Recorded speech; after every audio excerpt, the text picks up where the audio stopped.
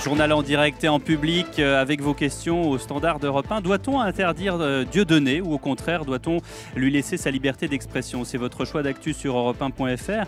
Alors qu'on a appris il y a 1h30 maintenant qu'une enquête pour incitation à la haine raciale est ouverte après les propos antisémites de Dieudonné visant notre confrère de France Inter, Patrick Cohen. Vendredi, Manuel Valls a indiqué examiner toutes les possibilités juridiques d'interdire les spectacles et réunions publiques de Dieudonné. François Hollande approuve et soutient son ministre de l'Intérieur. Nicolas Anelka, lui, sur le terrain, fait le geste de la quenelle, spéciale dédicace assumée à son ami Dieudonné. Ce matin sur Europe 1, Geoffroy Didier, le leader de la droite forte à l'UMP, a estimé que Manuel Valls était tombé dans le panneau de Dieudonné en faisant de la publicité à un provocateur. Qu'en pensez-vous? Faut-il interdire Dieudonné, le museler ou au contraire, au nom de la liberté d'expression, le laisser s'exprimer et pour certains rallier l'indifférence qui, rappelons-le, est la plus grande forme de mépris? Bonjour Olivier Duhamel. Bonjour. Politologue, prof à Sciences Po, spécialiste des questions politiques à Europe 1. Olivier, à votre avis, Manuel Valls s'y prend-il bien dans cette affaire?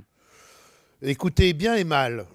Il s'y prend bien dans le fait qu'il attire l'attention sur une situation qui est assez grave, qui est le fait que quelqu'un qui se présente comme un humoriste développe de plus en plus des propos absolument antisémites et inacceptables, et que je pense qu'attirer l'attention là-dessus, même si en effet ça lui fait de la publicité, c'est quand même nécessaire. Vous avez des centaines de milliers de personnes qui suivent Dieudonné. Certaines d'entre elles peuvent être éclairées, puisqu'ils prétendent pas être racistes, sur le fait qu'il l'est vraiment. Il s'y prend en revanche moins bien quand il parle d'une interdiction, quand il laisse entendre qu'il pourrait y avoir une interdiction générale, et même que si on ne le pouvait pas aujourd'hui, il faudrait prendre une loi, parce que là, je pense que ce serait porter une atteinte grave à la liberté d'expression.